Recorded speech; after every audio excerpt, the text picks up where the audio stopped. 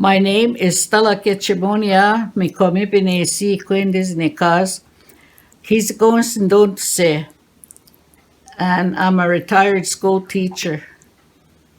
And my granddaughter is Stella Nicole, the one that's going to be interviewing me, and my grandson is Victor Yapes, the one that's taping all this. And that's about it, I guess, for right now, unless you have some other questions. No, that's fine. Thank you. Where were you born and what was it like growing up? I was born here on Kisakus Reserve, and I lived on the reserve all pretty well nearly all my life, except when I first got married. I lived off the reserve to go and work in north of Alberta with my husband. We only had one child, and at that time, then I worked in another place again up north, Peace River Country. I worked in the hospital as a medical, well, they call them LPNs now, but at that time it was a nurse aide. And then we worked there for a while. My husband was Leonard, and he worked in Grouard as a supervisor for boys. And then we moved back on the reserve in 1962. Then we raised our family on the farm. This was a farm here. And Victor is called Farmer. That's why he's called Farmer, because they also had a farm in Calder similar to this. This is where I raised my family, right directly on a farm, a mixed farm, they call it. We had everything that was needed, like eggs and all the poultry we wanted, all the meat we wanted. We had garden all the time, and I used to milk cows. Only when I started to teach after I got my degree, then I stopped milking and started to teach instead.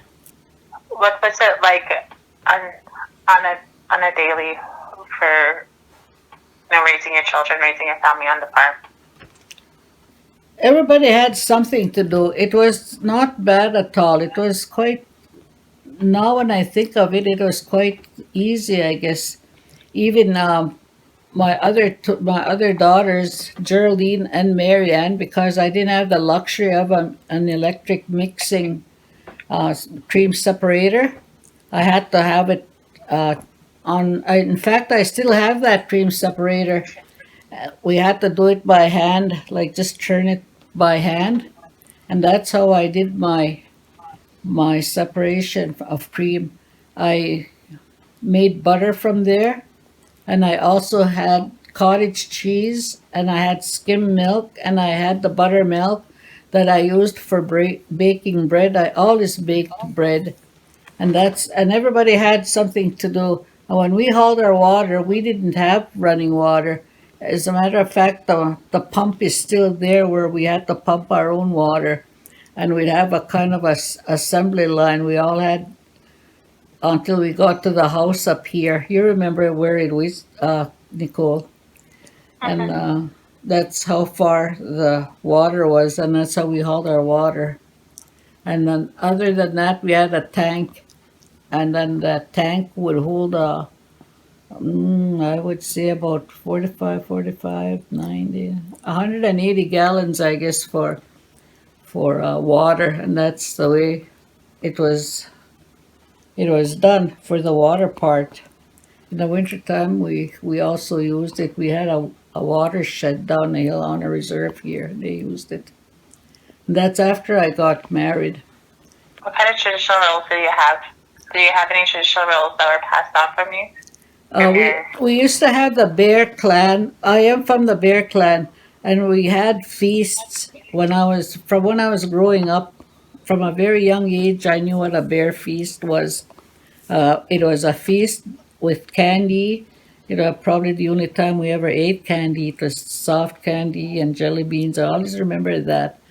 And we would have a pot of soup, and then we had it in the bush when I was a child growing up at my old place. What kind of barriers did you face as an Indigenous woman? You know, um, as an Indigenous woman, raising a family, working, and and overall society? I really didn't have traditional role, eh? Like I pretty well had to be the boss in order to run a big family that I had. That's what I had to do. That was not very traditional, I don't think, at one time. But that's the only way it worked in my family. And I didn't ride horses. I didn't do very much heavy work. I had no sons. My sons were born after the whole family, and we weren't living on a farm then yet at that time. They were the youngest ones in the family. My girls were the ones that were the workers, but we didn't make them work that hard. But hard enough to say we used to have square bales that time. They're not great big round bales like my son has had later on in life. We had the square bales, and my girls knew how to flip those bales onto the tractor. No, a trailer the tractor was pulling, and that's the way they had to work. And they did other work that had to be done on a farm. You wonder when did they ever have fun, but they did have fun. I guess that's why they snuck around sometimes. What has changed for you from being an Indigenous woman then versus being an Indigenous woman now? Well, for one thing, I lost my husband, your grandfather. 11 years ago, he left us. But before that, when we were still living on the farm, he ran the farm. We did about half and half, I would have to say. And then later in life, when as I got older, all I did was teach. We didn't have a farm already by that time. We were both too old to run the duties we had as farmers, I guess, to run the farm. And most of my daughters, if not all of them, had all left already. I only had my two sons then at home. And then it wasn't too long before they had their own homes. And I'm still living alone today. But traditional roles, we had the council dance, whatever is called a council dance. We had that, and my job was to cook all night and to keep on sending the food into the lodge. That was my duty, and I didn't have to look after the wood. The wood was brought to the fireplace, so that's one thing I didn't have to do. Would you say that those ceremonies are still vital? Not in our family. No, not in our family anymore. As my husband got older, your grandfather, as he got older, he was not able to handle it. So the next younger family of the Ketchemonias took over, and now they let that go too. So right now it's in it's dormant right now, just laying there. The lodge is still up, but nobody has taken it over yet. Nobody talked about it yet, taking it over. Maybe someday a younger Ketchemonia will take over, but not right now. I can't see it because it's the men that have the lodge, not the women. The women do the cooking. That's one traditional rule for sure. The women cook and the men do the lodge. And the Sundance, we never had one, but I used to take in the Sundance. I used to dance in the Sundance. I no longer do that because I'm too old for that now. Okay. Thank you, Nick. Hmm. My name is Anne Margaret-Obey. I am 52 years old. I'm from Pasco First Nation. Originally, I'm from Kisakus First Nation. I was raised on a farm in Kisakus.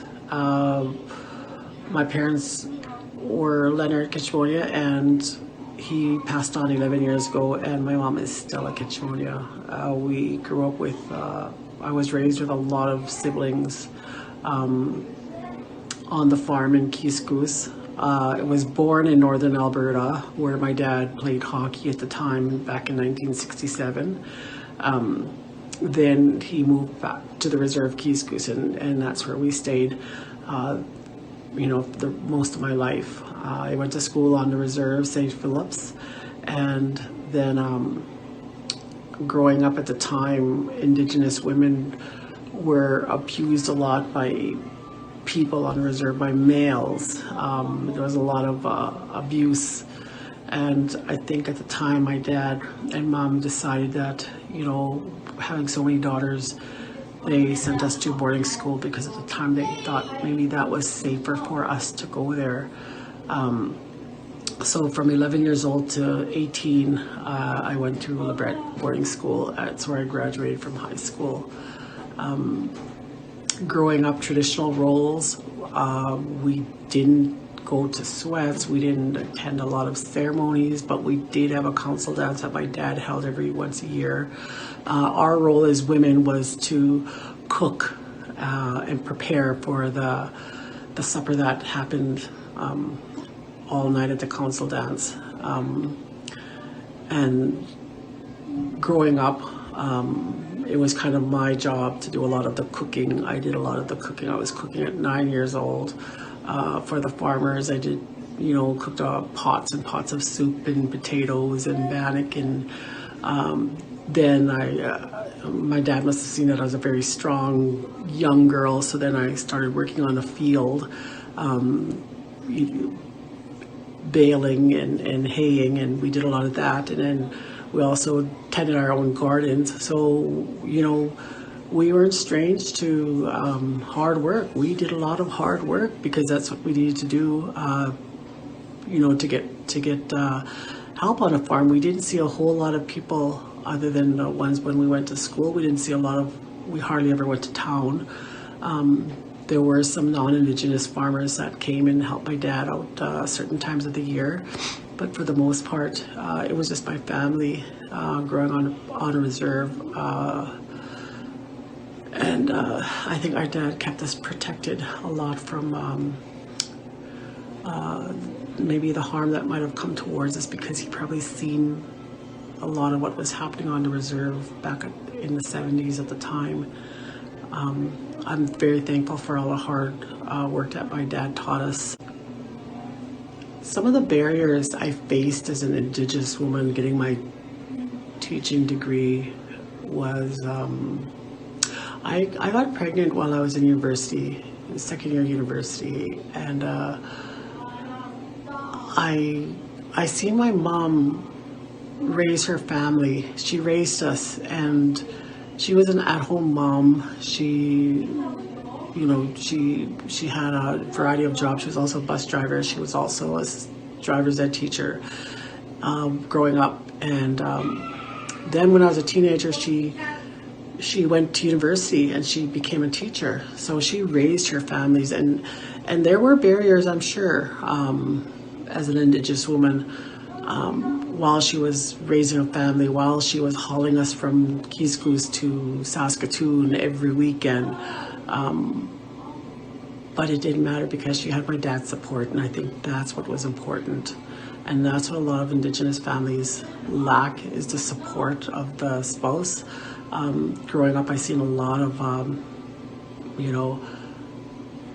spouses abusing each other, abusing their children. I seen a lot of that. I was maybe one of the lucky ones where my parents were married for many years, and I'm not saying their life was perfect, but they did love one another and they did raise a family, and my dad did support my mom going to school. He did provide very well for us. I did raise my family while I went to school. It was hard. Thank goodness I had my husband to support me, helping me raise the children while I went to school, helping me raise the children while I went to work. He started his career later on after our children were old enough. But together, I think we raised our family the way that my dad and mom had raised us. We kind of followed their same footsteps. and I taught my children to use their voice. Did those barriers exceed over time? I don't think barriers will ever go away. I think they're being more visible now.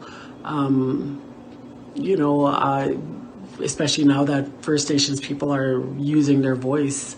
And it has gotten worse for Indigenous women because, like I said, with the old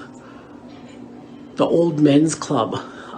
So if you know, if they want to say it that way, not used to women speaking out. Never mind Indigenous women speaking out and Indigenous women being educated. You know, it's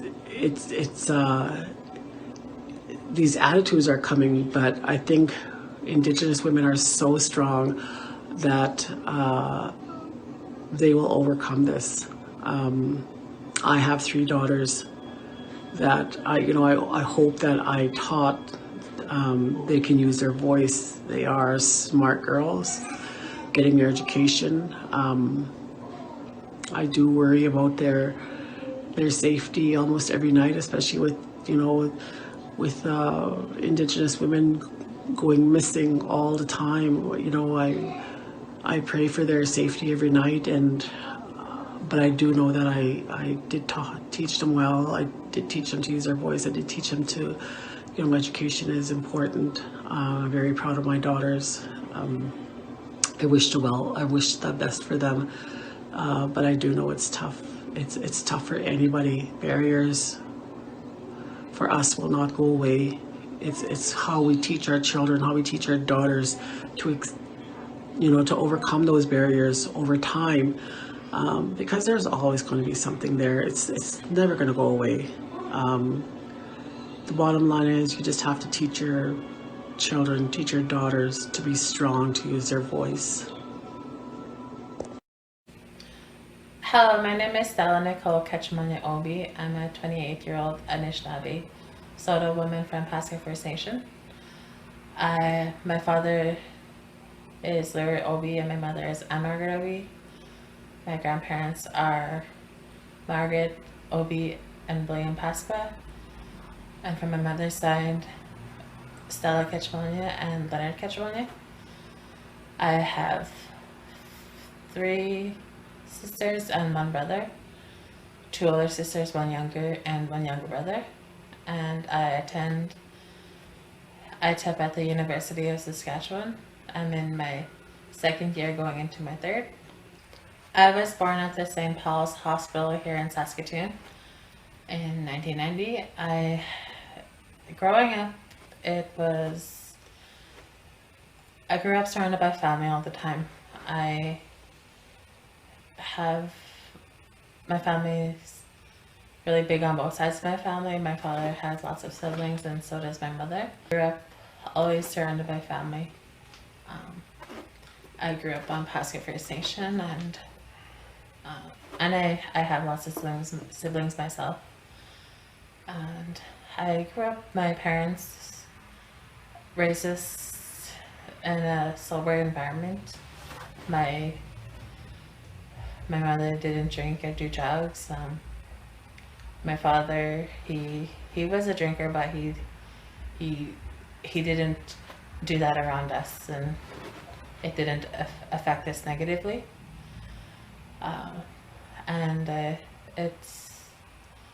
They gave us they raised us good. We had hard times, but they always found ways to make ends meet. They supported us. They pushed us. They raised us that we have to put our education first. They made sure that we kept up with our grades. They made sure that we attended school regularly, and they wanted us to have a good life, and they believed that in order to do that we had to be educated. And they themselves they both worked hard in their careers to to provide for us, and they made sure that we weren't without, so they just wanted us to do the same. So I think that's why they pushed us towards our education a lot. And you know, we all graduated, and we all went on to post-secondary education.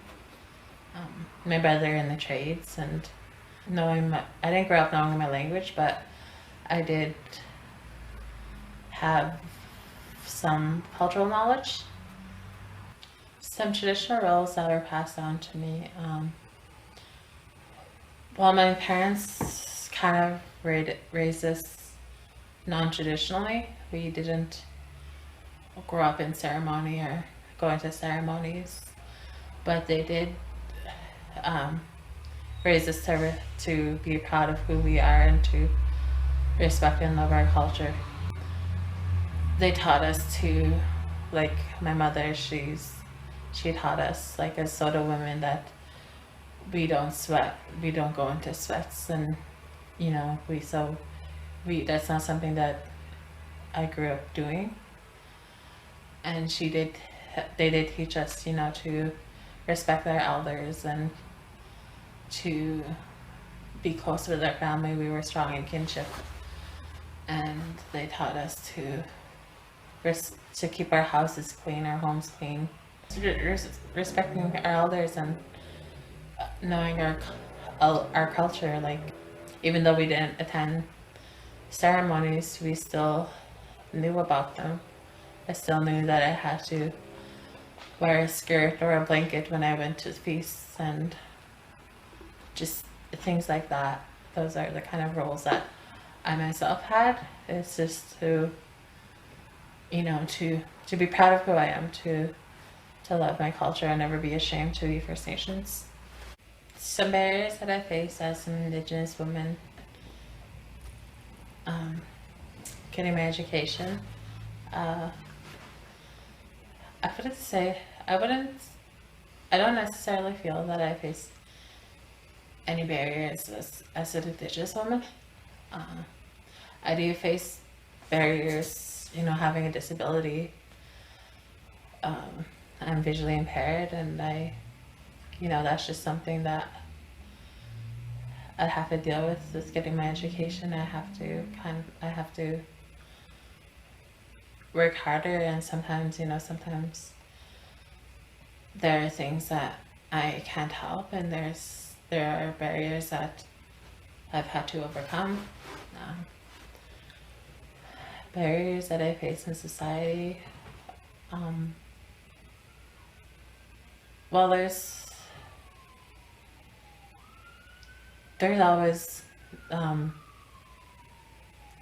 barriers. Like right now, there's a lot of missing and murdered Indigenous women, and you know, someone who's visually impaired, and you know, can't see.